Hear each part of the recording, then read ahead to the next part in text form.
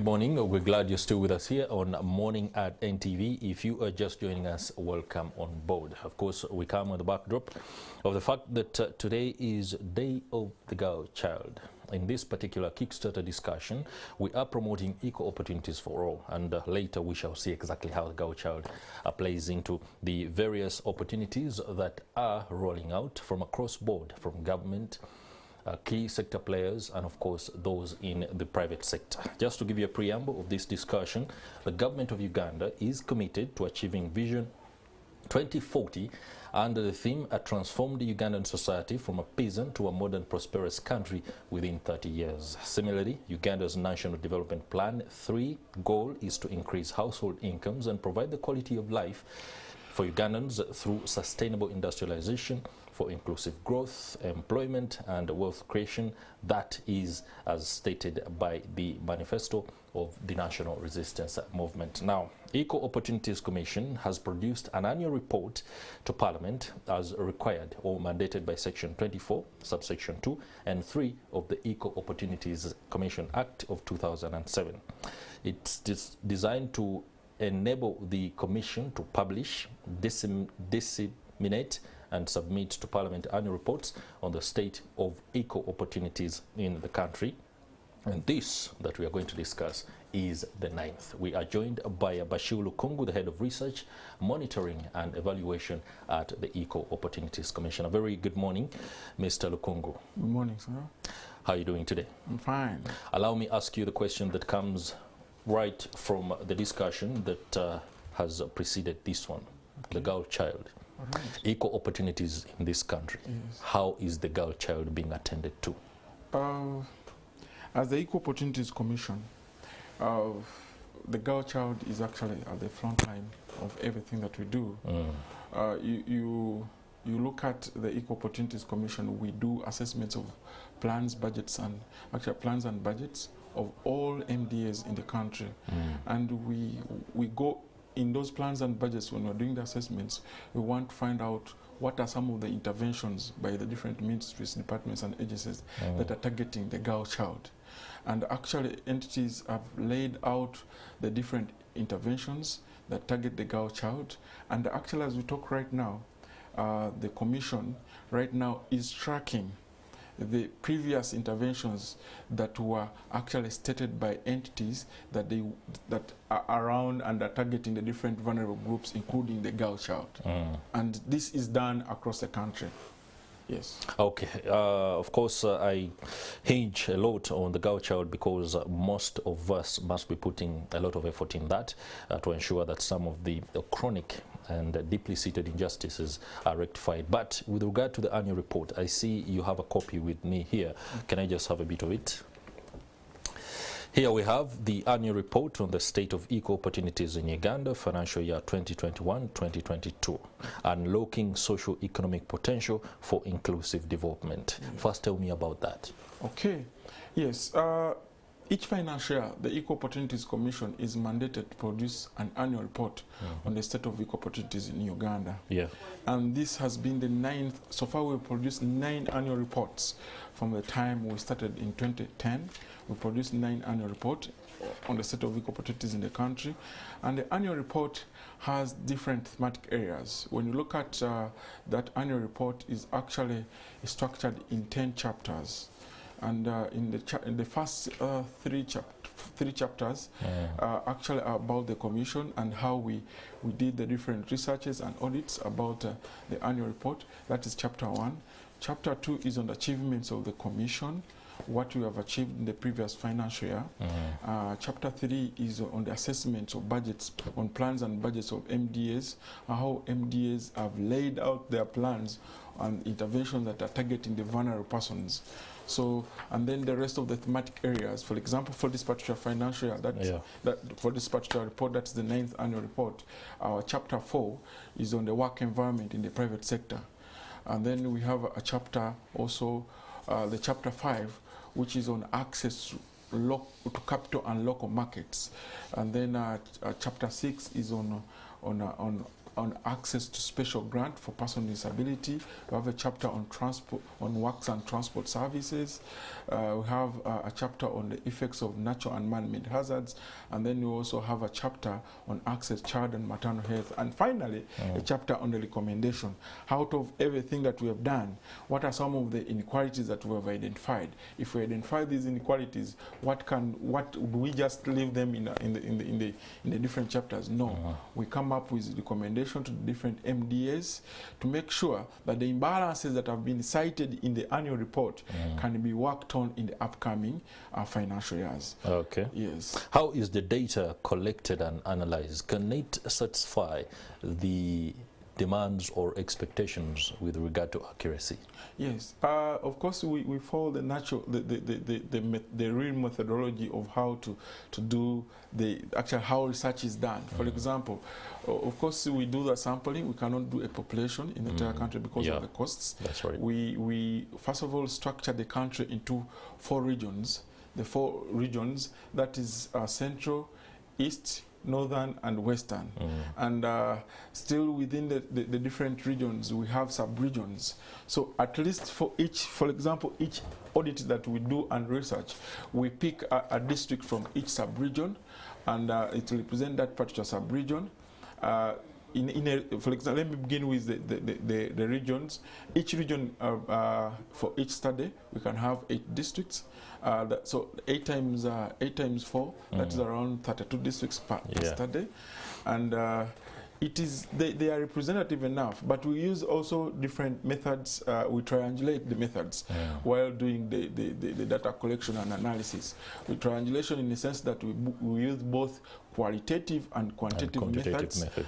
To collect data, so that if during the analysis, if the quantitative is speaking the same language like the qualitative? And qualitative here we're talking about focus group discussions with the vulnerable persons, telling us their voices, telling us what exactly is happening. Then the key informant interviews with the national stakeholders, with the CSOs, with the district stakeholders. It depends on the thematic area that we are looking at. All right, what is the state of equal opportunities in the private sector, especially with regard to the gender seal? Something that looks holistically at some of the stereotypes that have continued to determine some of the attitudes and developments regarding employment of women and development or opportunities that are given to the girls. Okay, when you look at the work environment in the private sector, you find that there are still stereotypes that women are regarded in certain manufacturing companies, that they cannot work in those particular industries because it's perceived that is work for the men and it's hard labor, so women cannot handle. We found out that it still persists and exists, but also when we also wanted to look at, we wanted to find out if indeed women, actually everyone who works in the private sector, those ones that we talked to, were they aware of some of the employment rights. We found out that actually women, all of the women that we talked to were actually aware of their employment rights, and 98% of the men were aware of their employment rights. However, when it came to reporting, we saw that more male compared to females were actually reporting the breaches of procedure within the factories, within the companies that we went to. They stepped back. They were aware that these things were happening. However, reporting became a problem. They could not report, yet even they knew where to report. And some of the reasons why they were fearing not to report is because they feared to lose their jobs. As one of the things, they thought if they went and reported certain breaches within the organization, for example sexual harassment, they'll lose their jobs. The other thing they thought was, they feared to report was about them being victimized within the environment they're working in. Okay. Yes.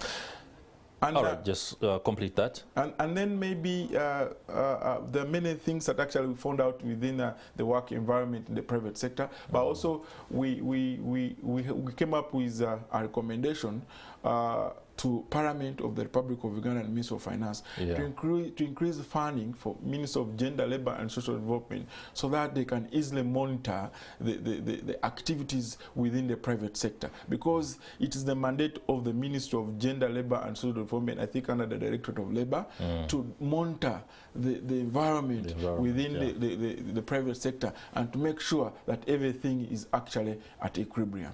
Okay, that is related to my next question that looks at the performance of ministries, departments and agencies of government. There is what is called the Gender and Equity Responsive Planning and Budgeting Framework.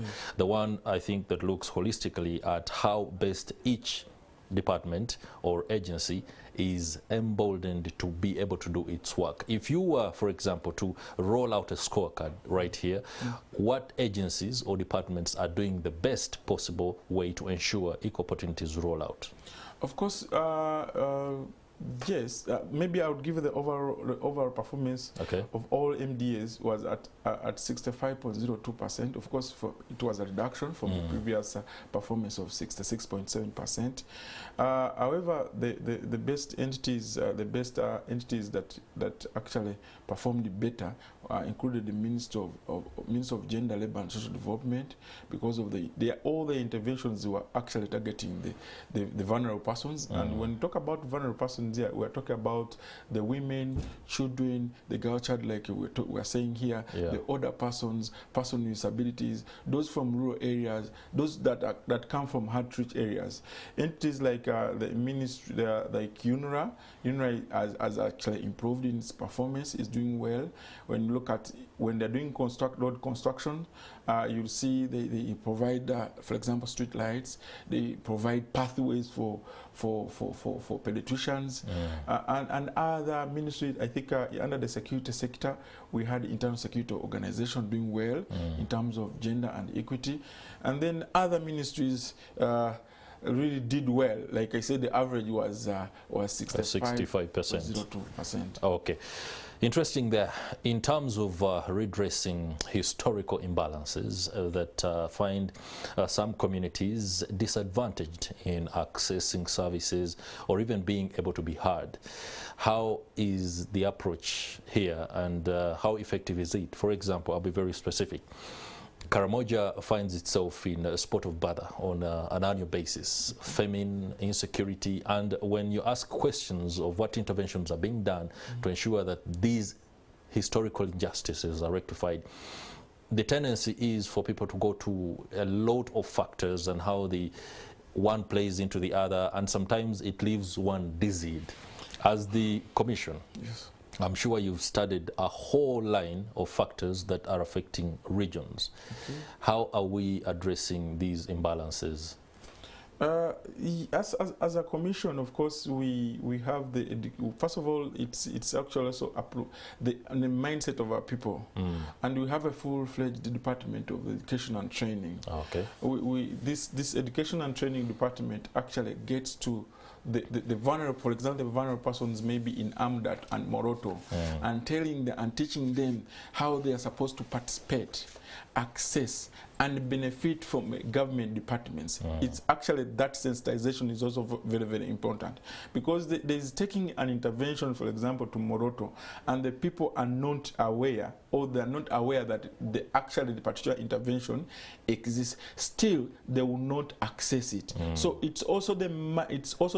The training should be carried out. That's right. And we are doing that as the Equal Opportunities Commission in conjunction with the Minister of Gender, Labour and Social Development, because they are doing the same. The mindset change, and that is also actually a full program under NDP3.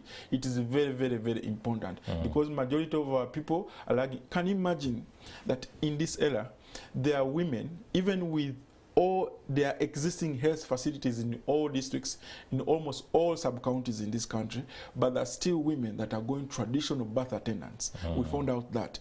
And when you look at the women that are going to traditional birth attendant, are contributing to a big proportion or big percentage of women that are leading to maternal mortality. So it's the mindset of our people. The hospitals are there, for example, but we still have women that are going traditional birth attendants. So we begin from the mindset before we can talk about anything. However, as a commission, like I said, we look at specific, what are the ministries doing to come up with specific interventions, for example, that are targeting the youth, the different entities. Yes, and then also we have talked about locality. We have talked about locality, persons that are come from hard-to-reach areas. For example, the persons that are coming from Kalangala. What has the Ministry of Health done to improve their access to health services? For example, the persons in Kalanga will not need a normal ambulance. They will need a speed boat to actually to act as an ambulance for access to services, to health services within to connect between the island and maybe the mainland. All right, in 2 sentences, what's your last word? My last word it would be a just and fair society for all is the way to go. Okay. Yes. Thank you very much, Bashir Lukungu, the head of Research Monitoring and Evaluation at the Equal Opportunities Commission, for the insight and perspective on the kind of work that you are doing. We shall retain the annual report on the state of equal opportunities on Morning at NTV so that we can take our perusal to be able to inform how we shall amplify these issues going forward. Time now for a short break. Do stay with us. A lot is coming up in our discussion. We need to understand what inflation is and how Ugandans are grappling with it.